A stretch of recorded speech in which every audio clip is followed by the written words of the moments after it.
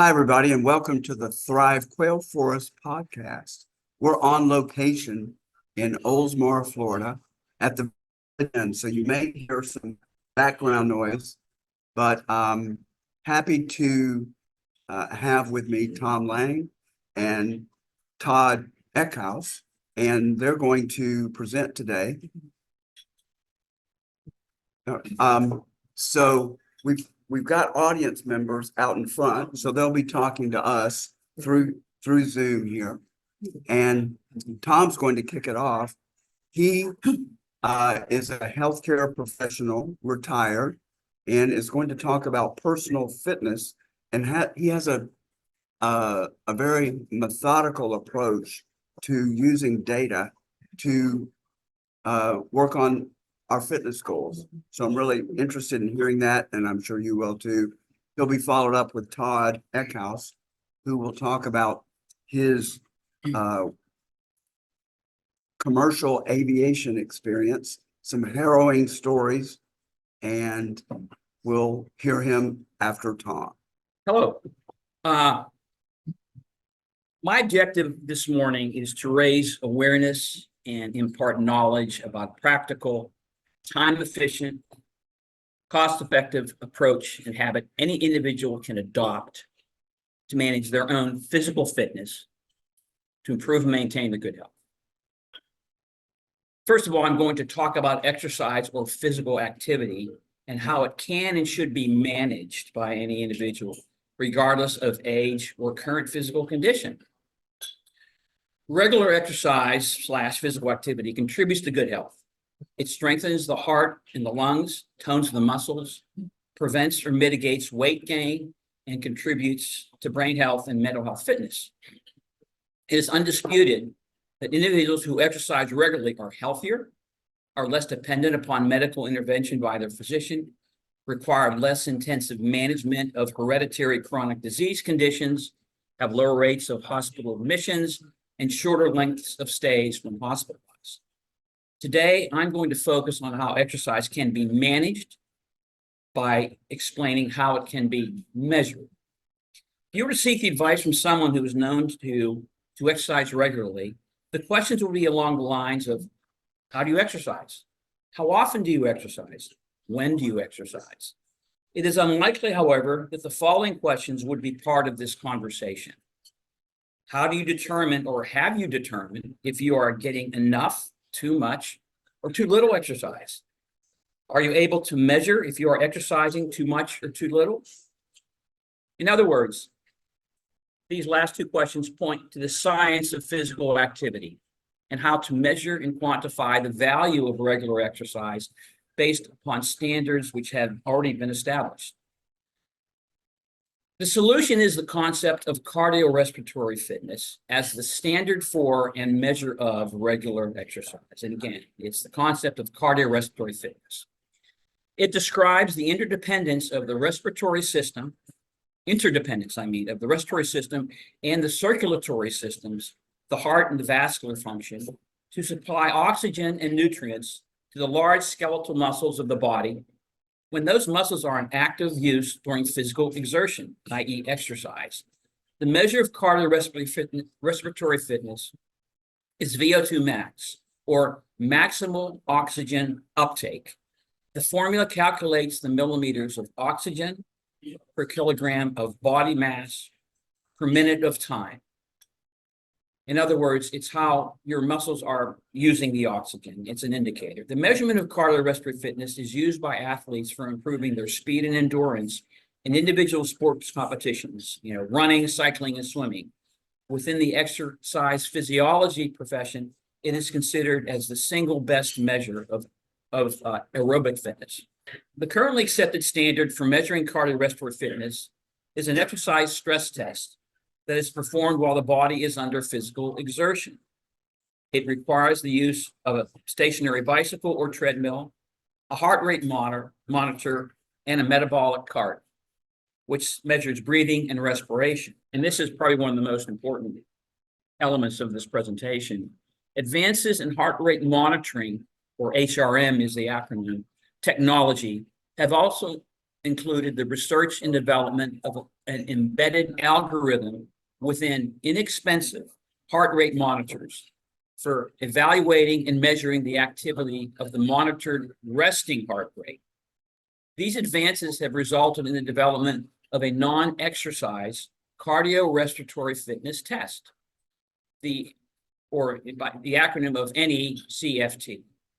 The NECFT requires the use of a heart rate monitor that includes the embedded algorithm, which can provide an acceptable and reliable estimate of cardiorespiratory fitness while the individual is at rest. Consequently, the stress-free nature of the NECFT makes it the most practical, safe, and risk-free diagnostic test for measuring an individual's cardiorespiratory fitness.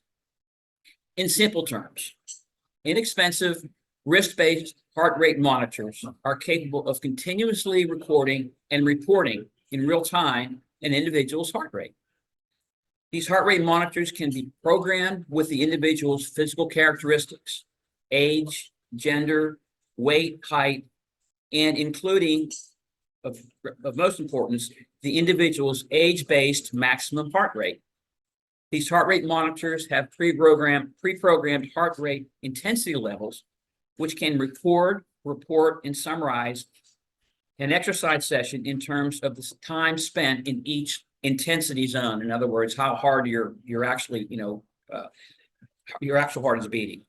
The higher the intensity of the physical activity, the greater the benefit to the individual's cardiorespiratory fitness. Finally, and most importantly, these monitors can synchronize with the device manufacturer's website via the user's mobile phone and/or the user's laptop for recording the user's measured physical activity over time to enable the user to effortlessly track their regular physical activity over time.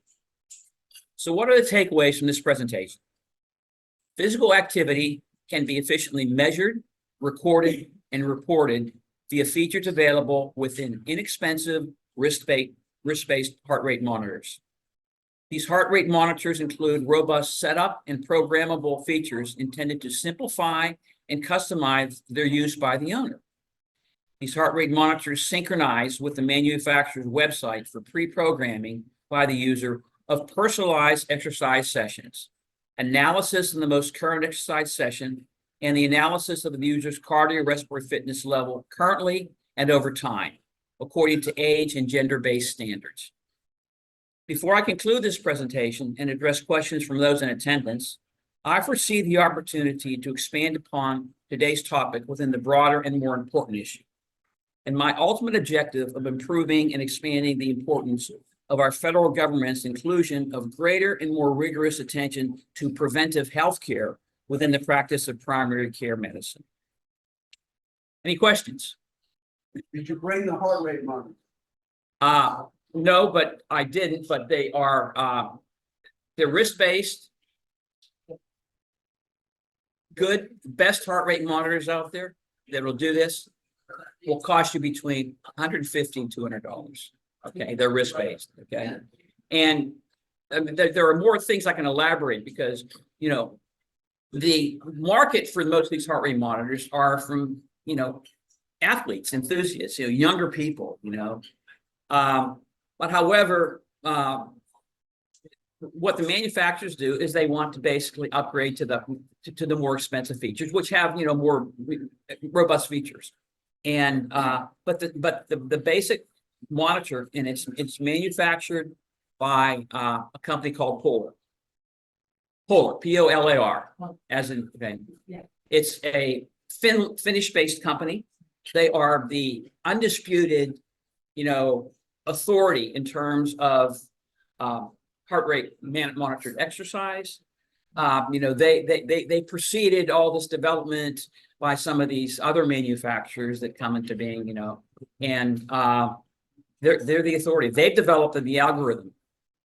And what's interesting to me is that you don't need all the elaborate, but the problem is here is that it's difficult in terms of offering these services to the people that are in most need of it. People that are not active athletes that are older, And the whole intent of this approach, and I'll give you some information, is that everything I've covered here today is accessible on my website. And that website is, and I'll give it to you, and I'll write it down too. It's called exermetrics.com. And I'll explain it. It's EXERMETRX. Now let's take it apart. EXER is a short way of saying exercise. MET is a measure, a metric. And metric is a measure, okay? And the reason I have the last two words then RX, because the intent is to use this technology for the management of preventive or the encouragement of preventive health care, so that it is embedded in the practice of primary care medicine. Now, everything I'm kind of elaborating on outside of the presentation can be researched on this website, okay? I've done the research.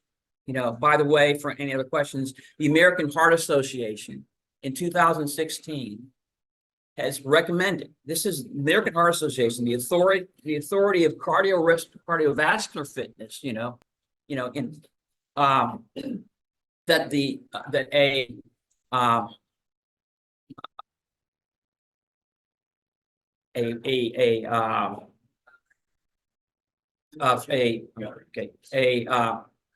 preventive care, a cardiorespiratory fitness test should be something that is administered by a physician as a common practice in primary care medicine, along with heart rate, pulse, blood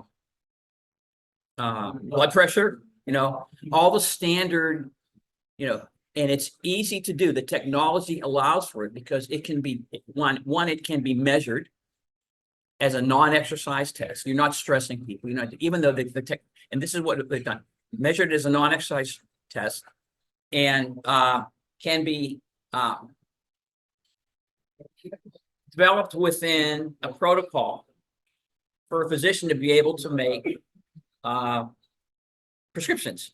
Exercise prescriptions, okay? And this is part of the opportunity in terms of improving preventive health care. Sure. I assume you calculate maximum heart rate. Yeah. So, and bear in mind, bear in mind is the research that I've conducted has extended from meeting with Medicare to reading the literature and I really didn't have to evaluate many models of heart rate monitors to decide upon the use of the polar monitor. And all I can tell you is that my website, the content I provided will basically provide research, verifiable research, the background of everything I'm talking about. And but going back in terms of a heart rate monitor, the technology has advanced. I need to get a thing of water here.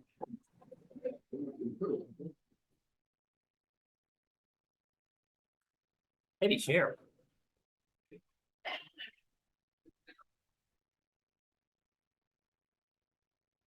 Where typically you would have to wear a chest strap. The chest strap would enable monitor your heart rate. And you put the chest strap on. That's what was developed. They've developed technology where this is now detectable on the wrist.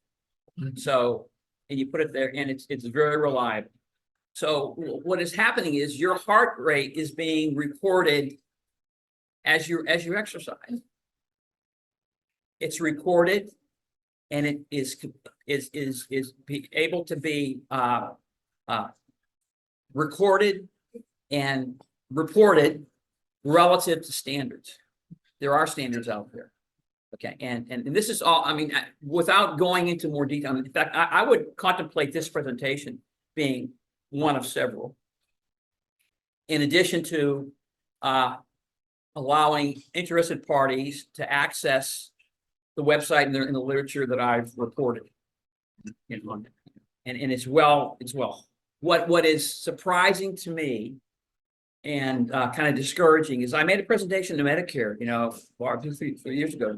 Why don't you do this? Here's the research, and I communicated with an organization, well, actually, the Preventive Care, United States Preventive Healthcare Services website. Okay. Preventive Healthcare Services. This is all, within how medicine is practiced and the research is being done. And it's just not at a level where it's understood. And part of what I'm trying to do is to simplify the understanding based upon the facts and the research. And for example, when I work out, it takes me 10 seconds to program my watch.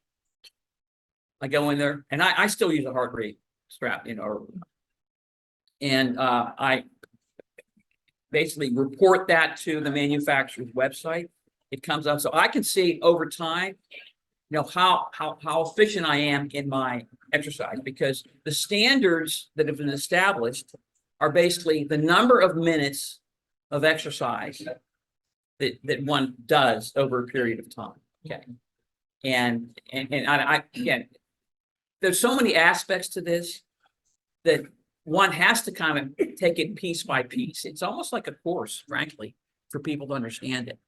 And physicians don't understand it, but I've done research where I work with a primary care physician, and we actually had the personnel performing cardiorespiratory fitness tests on the patients. So basically in that situation, they can report, look, your cardiorespiratory fitness is low. Then it gets to the whole issue of, well, how do you then prescribe regular exercise prescriptions, and that protocol has been developed as well. It's fairly straightforward to understand, and it's low risk.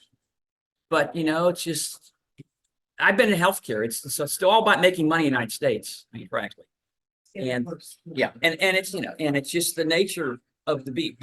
But if in fact you, and in trying to talk with these authorities, in terms of what is preventive healthcare, and preventive healthcare, you have an organization that really, they don't understand latest technology. The technology is there to be able to, for anyone to basically monitor and report how physically active they are. Okay. Okay. Help me. I want to incorporate, and I know that I need to measure my resting heart rate. And when I'm exercising, I need to get up to a certain level. So can you talk us through the? Yeah, it's okay. Yeah, it's okay. It's okay. Maybe in the next, we'll give it 5 minutes. Okay. And how I do it. How do you do it? How do you calculate the maximum heart rate? Okay. Maximum heart rate. Okay. Maximum heart rate is typically a function of age. Okay. And I think normally there's a formula. It's 220 minus your age. Okay, that's your maximum heart rate, I believe. There's another formula too. Okay, but it's established. Okay, so and then the Department of Health and Human Services in the federal government has published,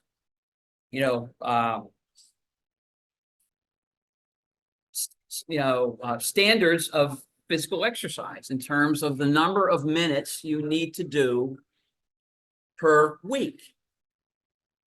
And it's if you and it's divided between vigorous exercise and moderate exercise.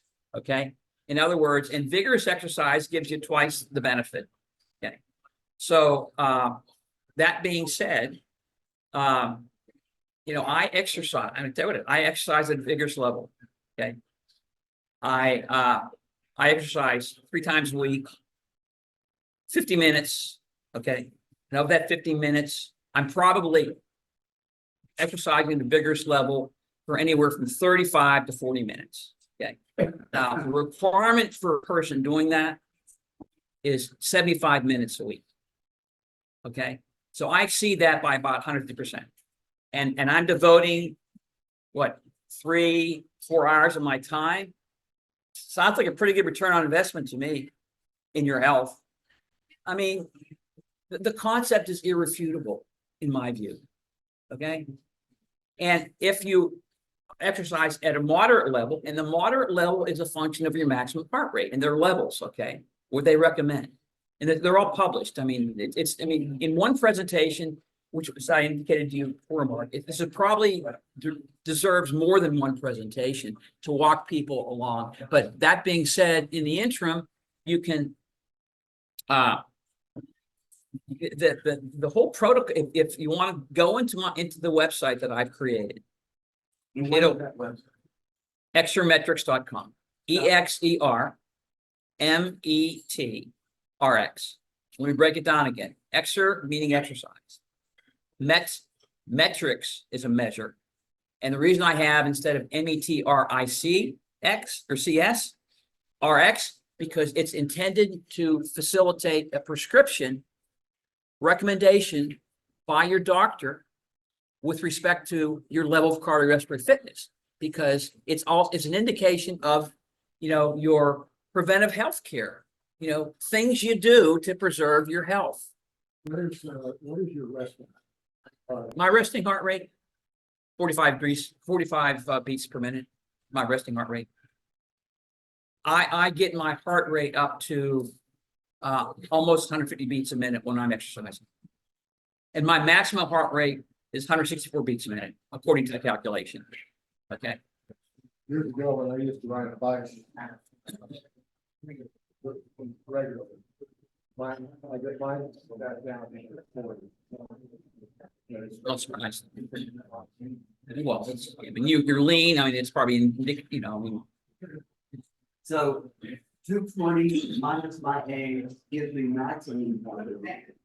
And then I should do that for total of 50 minimum when the recommended is 55 minutes. So what you're doing. well, if you do moderate, let's say you want to do it, you want to do moderate exercise. Okay, moderate exercise. I don't know the percentages there. Moderate exercise is a certain percentage of your maximum heart rate. It's anywhere from 50% to maybe 75. Vigorous is 75 to 90. Those are the two categories. So if you get more, if you're more intense in the exercise you're performing, you're getting twice the benefit per unit of time. But that being said, so I exercise 75 minutes to do it at a moderate level. It's 150 minutes a week. I mean, it's a no-brainer. It's just a question of, you know, just the medical industrial complex doesn't want people to know this.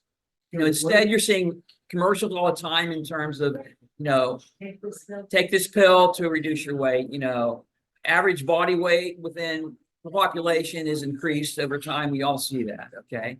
But that's not a criticism of people. It's simply that people don't understand the nature of exercise, that you don't need to be, you know, an aggressive, you know,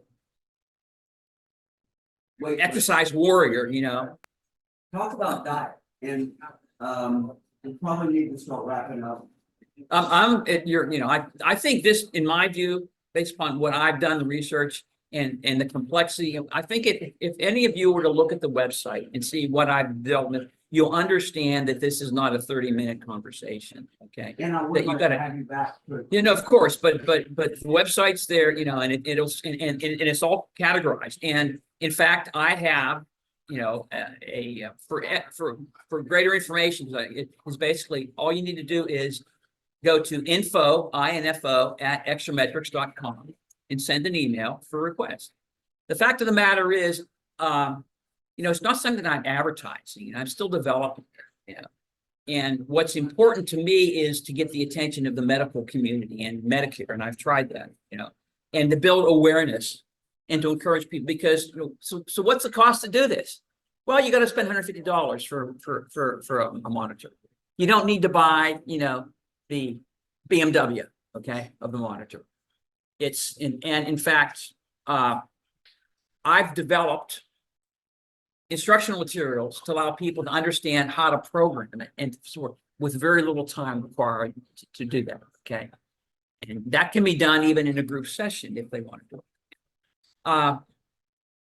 And I mean, and I had a reseller agreement where I was selling these monitors before with the first stage of these monitors. I've been doing this since 2010. Okay. So, and I've used the previous generation of technology, and what has improved right now is astonishing to me in terms of, yes. First, sorry because we are late. Oh, no, please don't apologize. What's your recorded video? But anyway, how old are you? I'm 71. Can you? My body mass index is well below standards, my resting heart rate. And again, the whole point of why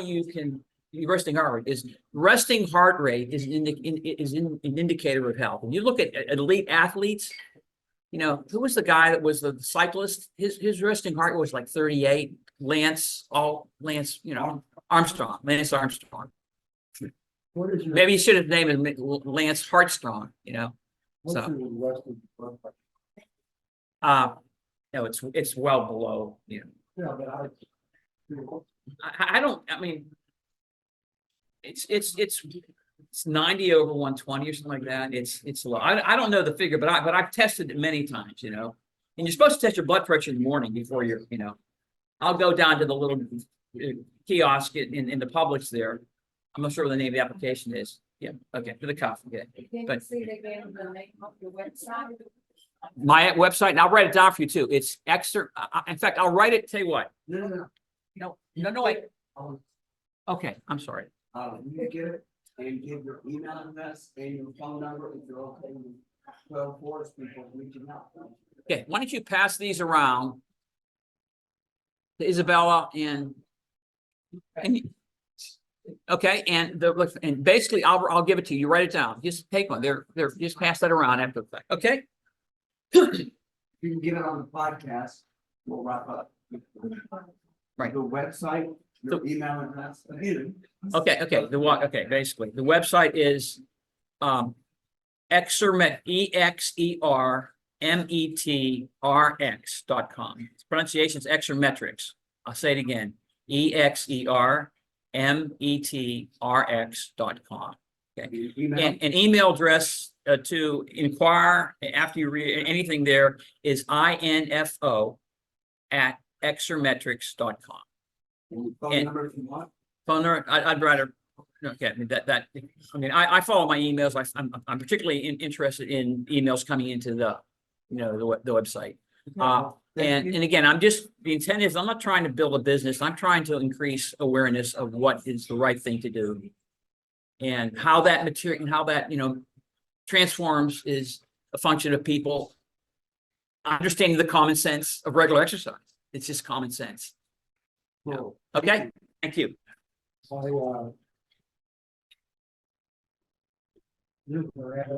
Thanks, Tom. So now coming up is Tod Eckhouse, who's going to talk about some experiences he's had with flying.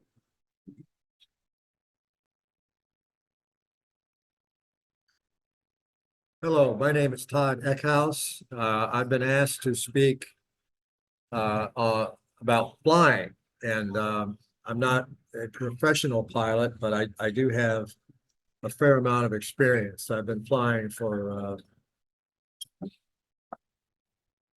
40 years, I guess. I can't believe it's been that long, but for 40 years, and I've flown different types of airplanes. I'm a licensed private pilot, and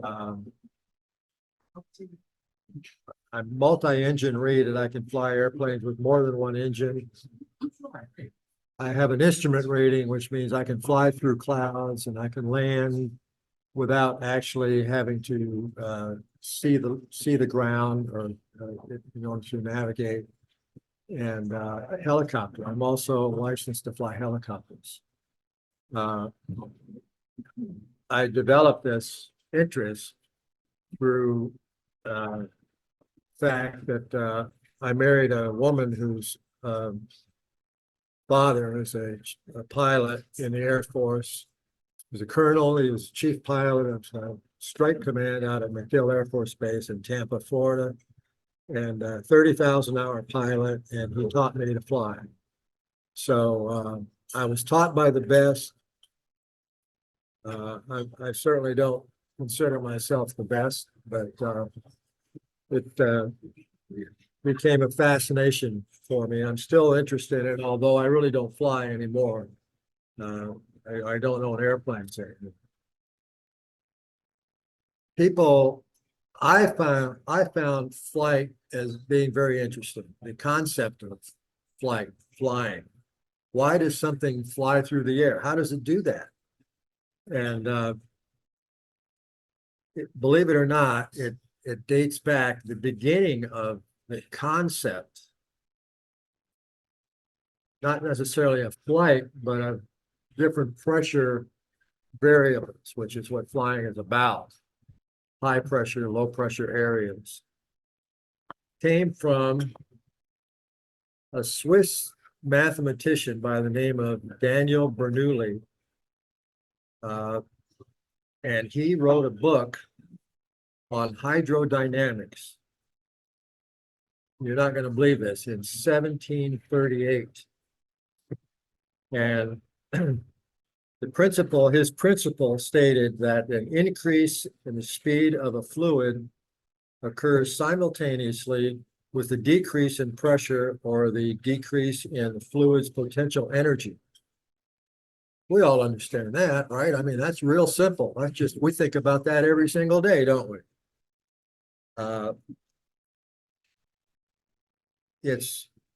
But it is interesting. I think that concept was proven back in the 1700s.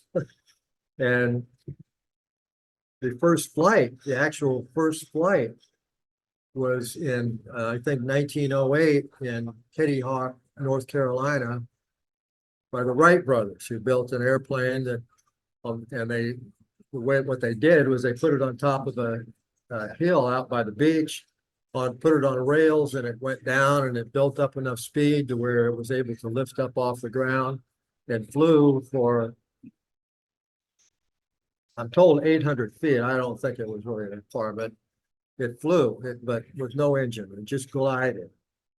And it's because of those pressure differentials between the pressure on top of a wing versus the pressure on the bottom of it. So when the concept is that when a fluid accelerates over a surface,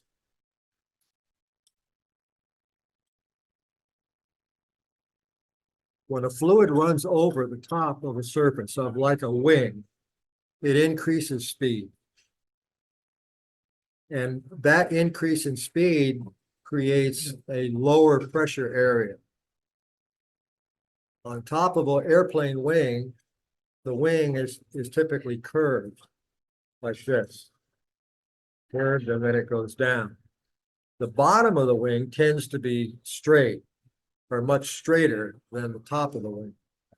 So the air, as it comes over the top of the wing, accelerates, and the speed of it accelerates, and the bottom of the wing, it doesn't accelerate. So that creates a pressure differential where the top is low pressure, the bottom is higher pressure because it doesn't accelerate as fast as the top. And so you can look at it like a push from the bottom and like a vacuum cleaner from the top, sucking it up. And that's what makes an airplane fly, is those pressure differentials. And those pressure differentials with the type of airplanes we have today, like the military, for an example, has an SR-71, which is was used as a spy plane. And the thing, when they put fuel in it, it actually dripped fuel on the runway because they had to give the metal, the aluminum metal outside the plane, an opportunity to expand because it goes so fast that the outside of the airplane got up to 800 degrees. You can imagine that flying you know, at that speed and at that kind of a temperature on the outside of the airplane.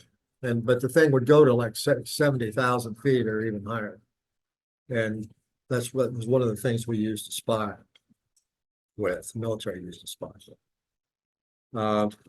There's flying has certain standards that have been established. I don't know how they were established, really. Excuse me. But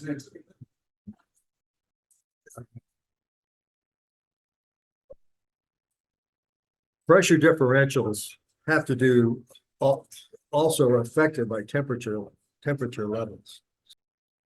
So those of you who have any interest in flying and what makes an airplane fly, it's the flow of the fluid, which in this case is air, which is considered a fluid, just like water would be considered a fluid.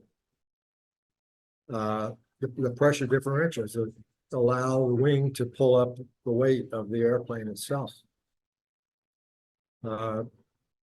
I've had a number of experiences, interesting experiences over the years that I've been flying. Some of them I'll talk about, and some I don't want to talk about. but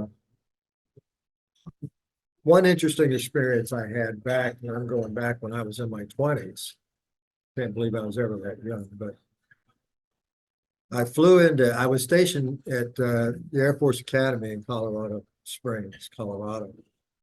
And while I was there, we got to travel around a little bit, but I didn't get to Aspen, Colorado while I was stationed. When I got out of the Air Force, that's when I actually really got active in flying. And I flew to Colorado Springs, Colorado from Tampa, Florida, to visit Aspen, Colorado. Well, the airport at Aspen, Colorado is at 8,000 feet above sea level. To fly in, I had to go to 13,000 feet to cross a couple of mountains to get into the airport. But when I got over that last mountain, I was looking down at the airport that was 6,000 feet below me. And I had to lose over a mile of altitude before I could land, which takes a while. You know, you had to circle and descend and do that in a safe manner, which I did. But when I was doing that, the traffic controller said, descend north of the field. Do your descent north of the field. So that's what I was doing, circling, and I was coming down and down and down. And finally, I got 1,000 feet above the ground where I could actually enter the traffic pattern. And I noticed that there was another airplane that was in the traffic pattern doing touch and goes. And touch and go is when an airplane comes in to land and they touch down and land. And then they push the throttles back up and they take off again and they come around and they do it. That's practicing how you land, how you increase your expertise in landing. Well, I was ready to land. I got down, my altitude got down to where it needed to be. There was another airplane in the traffic pattern flying in opposite direction, flying to the north. And I was already north of the airplane, headed south. So the two airplanes were headed in opposite directions, headed toward each other. And the traffic controller said, caution, airplane opposite direction, doing touch and goes, opposite direction. So I said, okay, and we looked and I saw the traffic and I said, Bonanza 27 Charlie has the traffic. The other airplane said Cessna bump, bump, bump, bump, bump, has the traffic. And we just flew around each other. And I landed and he went around again and was doing his touch and goes. I taxied up to the little terminal there for the operation. And the other airplane did its last touch and go and taxied up while I was unloading luggage in my airplane. Well, I got my luggage unloaded and I needed a ride into town. So I walked into the office to ask them about, getting a ride into town, and to ask them. And I looked at the person that was in the office and I thought, he looks familiar. Where do I know him from? And I thought, that's John Denver. So John Denver was in the facility, almost acting like he worked there. He was behind the counter and he had papers he was writing on and stuff. And I thought, this is really weird. John Denver, he's a singer, he doesn't work he doesn't work behind the counter at an airport. And so that was an interesting scenario that I was able to experience. I didn't really talk to him, although I could tell from his expression that he knew that I was the other airplane, and that he kind of wanted to say something to me about it, but he didn't. And I kind of wanted to say something to him about it, and I didn't. And that was kind of the end of it, But How much later was it that he died in the plane crash? well, he died in a plane crash. Maybe 76. Yeah, I would say maybe 10 years after I won't use the term ran into him. Tell him how he died. Well, the way John Denver died was he was famous when I first saw him, had experience with him, but he became even more famous after that and started making a ton of money. And so he and his father was a Air Force colonel pilot stationed in Denver, Colorado.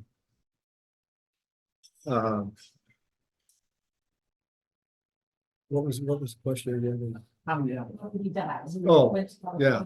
So he started making a lot of money, and he bought different airplanes. And there was an airplane called a Long Easy, and it was a really kind of a home-built airplane. But it was a popular airplane people like to fly. It was a pretty easy airplane to fly, and it had a pretty good speed and a good price. It was not that expensive. So he decided he wanted to buy a Long Easy, and he went, I think it was to California. He flew to California, I think it was California, to look at one that was for sale that somebody owned. And so he, I guess, negotiated on it, and they agreed to a price and everything, but John Denver wanted to fly it, which before he bought it. And so he got in the airplane and took it off. And as I understand it, it was written up in Flying Magazine. One of the fuel tanks went empty, and so the engine quit. And he couldn't figure out, or didn't know how to switch tanks to the other tank that had fuel in it. So the engine quit, and apparently he was trying to switch tanks, or trying to find the lever to switch the tank, and wasn't able to do it. They crashed in a lake, landed in a lake, and they believe what happened was when he landed, he hit his head or somehow knocked himself out and drowned. That's what happened.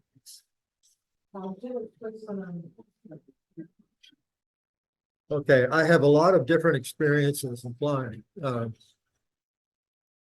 One of them was that I used to use an airplane to show land to developers. So it's a good way to look at land. You fly over the land and you can, in a short period of time, you get a good sense of where it sits in relation to other properties, and so forth. Well, one day I had a meeting, and I can't remember exactly what it was. It was a business meeting, but it was down in Miami. And we live in Tampa.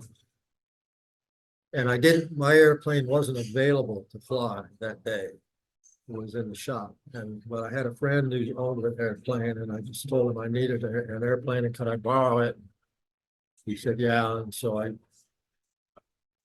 took a partner of mine down to Miami, but first I had to pick him up in Kissimmee, Florida. And a guy that worked for him. Now, the guy that worked for him is the subject of this little story. He was a big boy. He weighed, I would say, at least 350 pounds. But we were able to stuff him in the airplane.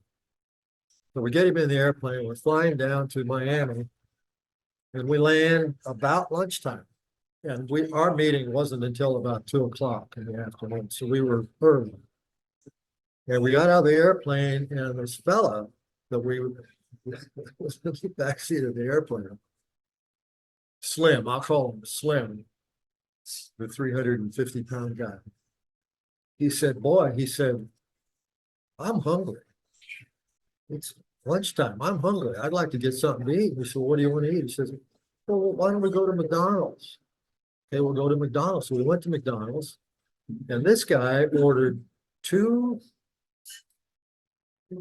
Big Mac meals and 2 large chocolate milkshakes. And he drank both of those milkshakes and ate both meals. And what are you looking at me for? So the point is, it's important that you understand that he was a big boy and he ate a big lunch, 2 big lunches. Well, after we had our meeting, we came back out to the airport to fly back to Tampa.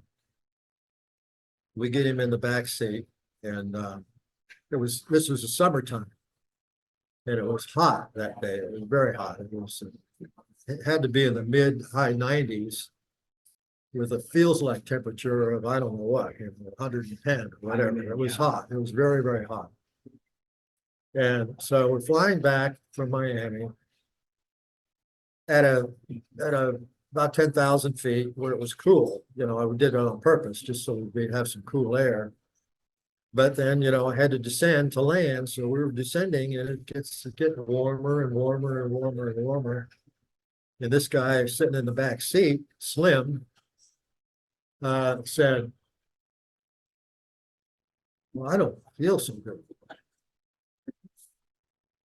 And I said, we'll be on the ground in a minute. And it was also bumpy because of the heat rising off the ground. So the airplane's doing this, and Slim, he don't feel so good. And I said, just relax, take deep breaths, just relax. We're going to be on the ground in just a few minutes. Well, he threw up. 2 Big Mac meals and 2 large chocolate shakes. Where did he vomit? Oh, well, he vomited. I didn't know. I mean, I was flying the plane, so I didn't know exactly where he vomited. And it wasn't my plane, so I assumed that. I said, "Are you okay?" And he says, "Yeah." I said, "Well, did you find, where did you?" He said, "Oh, it's okay." He said, "It's taken care of, like I've taken care of this thing." So, okay, so Come on, you're landing on the spin. Come on. So we land. And he gets out of the airplane, as did my partner. I dropped both of them off, and then I had to take the plane, fly it back to St. Petersburg, where it lived. But it didn't smell good in the airplane. And the temperature was 100 plus, it felt like 100 plus degrees. And the plane, it was a twin engine airplane, and it was a fast airplane.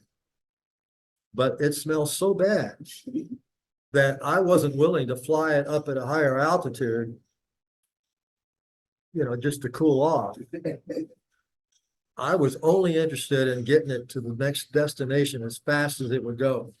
And so I flew it at about 800 feet off the ground at about 220 miles an hour.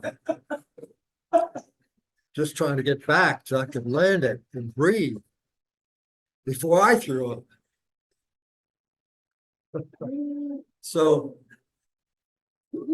anyway, I get the airplane on the ground, I taxi it up, and I told the lineman, the fellow that takes care of the plane disposition, that somebody had thrown up in the airplane. I still didn't know where he'd thrown up. I knew he was in the back seat. I knew he was in the back seat, but I didn't see anything, and I thought, oh, I'm smelling this, it's got to be near. So I unzipped the behind the one of the seats was a zipper where you had an area to store things like maps or headphones, flying paraphernalia. And I unzipped it, and it just, the odor just attacked me. And he had thrown up in that zipper pocket and didn't tell me that that's what he had done. I assumed that I assumed that he grabbed a bag or something and threw up in it, but that's not what he did. He unzipped this thing, and so I'm thinking, oh my God, this is terrible. How do you clean that? So I gave the lineman $20 bill, and I said, look, somebody threw up in the back of this seat in the pocket. I got to get it clean because it's not my airplane. He said, don't worry, I'll take care of it. So, okay. So I gave him $20. Thinking, this is great. Okay. He's going to take care of it. Nobody will ever know. The owner of the airplane will never know. Well, 2 or 3 days later, I get a telephone call from the owner of the airplane. And he said, what happened with the airplane? I said, nothing. What do you mean nothing? I said, well, I took it down to Miami. He said, but did somebody get sick or something? He said, there's a terrible odor in that plane, and that's where I kept my headset. A new headset that he had purchased for $200 or $300. And he said, I went to take the airplane out, and I unzipped that seat pocket, and I put my hand down in it and pulled out the headset, and it had gunk all over it, And he said, did somebody throw up in that pocket? And I said, yeah, somebody did. I said, but I paid the line guy $20 to clean it up. And he said, well, he didn't clean it up. He kept the 20 and he didn't clean it up. He was mad. It was very, very mad. So that was one of the experiences. Can you tell us one more 5-minute story? We'll need to wrap up and so they can.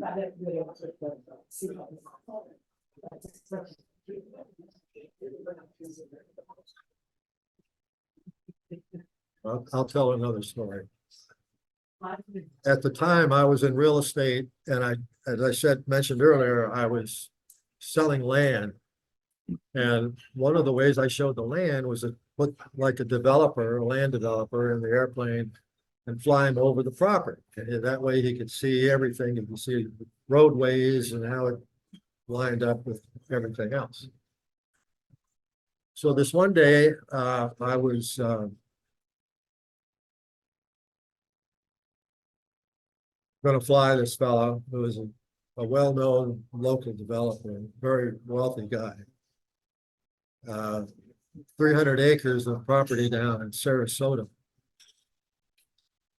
And he met me at the airport and I put him in my plane, which at that time was a twin engine Cessna 421, which was a high-powered airplane and could fly at a high altitude. I could go up to 30,000 feet with it because it was pressurized. So I do the run up for the airplane, checking everything out, make sure everything's working properly. And I tell the tower, okay,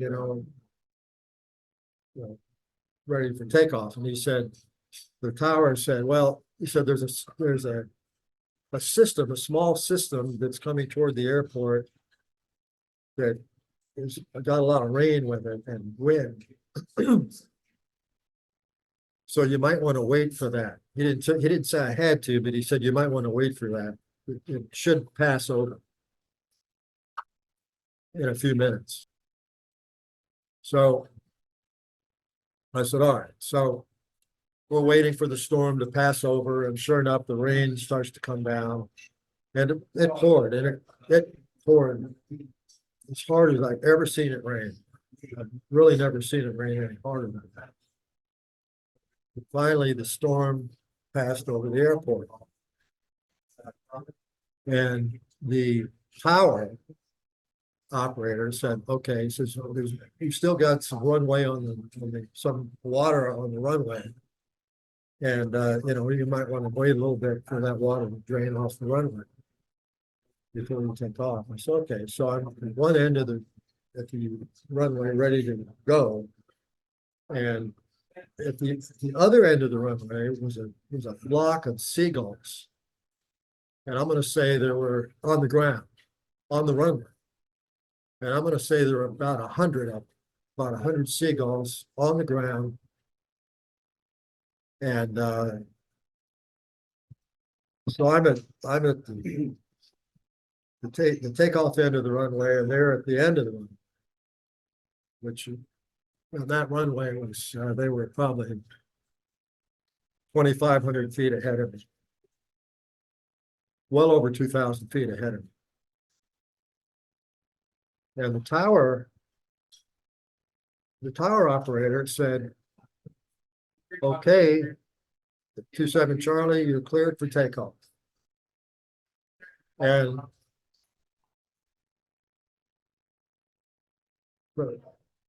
this was a twin engine airplane. And so I've done my pre-flight, and I push the throttles up to take off, and the airplane starts to move at a gaining speed.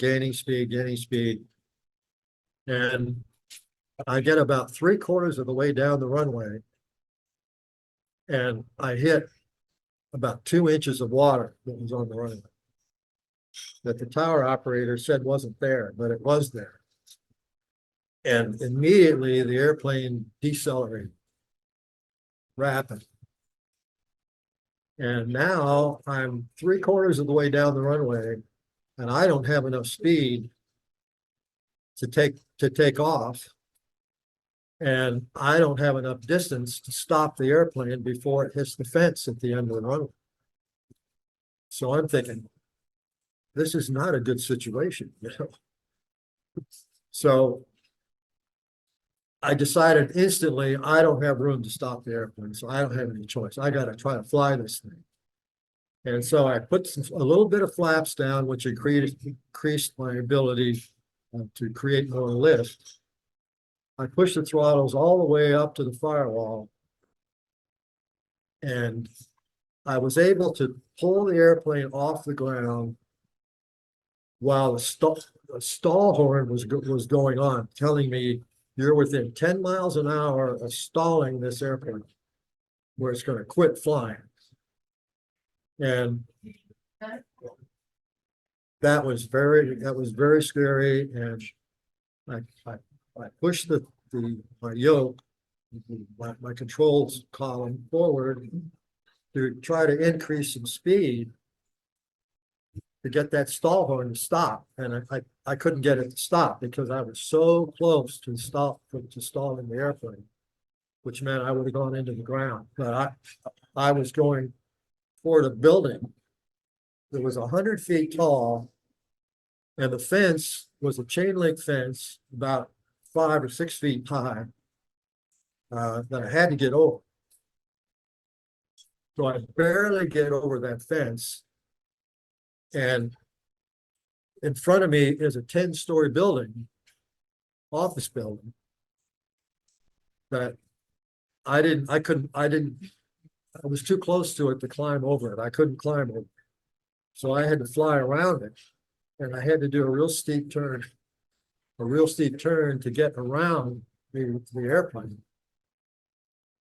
I forgot to mention, I hit that seagull, that flock of seagulls. I hit it and I killed about 8 seagulls. And it was blood and guts all over the windshield of the airplane. And I've got my customer sitting in the right hand side, you know. And anyway, I'm finally able to stop the stall warning horn because I got the airplane going fast enough. I was able to fly around the building and started to climb. And I didn't say anything, you know. And the owner, my passenger, my customer said, "Well, that was a pretty exciting takeoff." And I said, "Yeah." I said, "I don't normally kill as many seagulls as I did, you know." And I said, "But if you like that, wait till you see my landings." And there was no comment from him, you know, but anyway, yeah, that's right. So, Did you close the deal? no, I didn't even sell the deal. I just showed him the land. I spent hundreds of dollars just taking him there and back, you know. And he didn't buy the property. Part of the reason he didn't. But, you know, what do you say? You know, I could have said, well, yeah, you know, I almost killed both of us. You know? You should be thankful I didn't, right? So instead I said, oh, well, if you like that, you're going to love my landings. So tell everybody where you're located. If you want anybody to contact you, your email address. No, I don't do that anymore. I mean, I don't fly anymore. For more stories, more like this. Oh, for more stories? Oh, Don't tell anymore. Tell them how people can reach you. You want to give me your email address? And don't violate the, no. Okay, never mind. Witness protection. Thank you. yeah. Thanks for those stories, and we'll have you back to give you more. Here, that'll be $10. Okay. What a good deal. I don't do this for nothing. Made my day. So which one do you like the best? The guy throwing up or the seagulls? They were both neck and neck. I mean, I was in suspense for both of those presentations. What was that? Yeah. Okay, so thanks everybody for tuning in. I hope you enjoyed these 2 very different presentations, intentionally so. And we'd like to have more people sharing what your passions are, what your interests are. So reach out to us if you have something that you'd like to share with the community. If you like the podcast, please give it a thumbs up, subscribe, and click the notification bell. We do this about once a week for either Thrive Quail Forest located in Tampa Bay or Thrive Co-Living Communities in general. So go to thrivecolivingcommunities.org to find out more and click the Quail Forest link to find out more about our particular community here. So thanks to the guys. Need to have you here in about 5 minutes. Thank you. All right, thank you. So lots of commotion here at the Village Inn in Oldsmar. Thanks, everybody, for tuning in. We'll see you next time.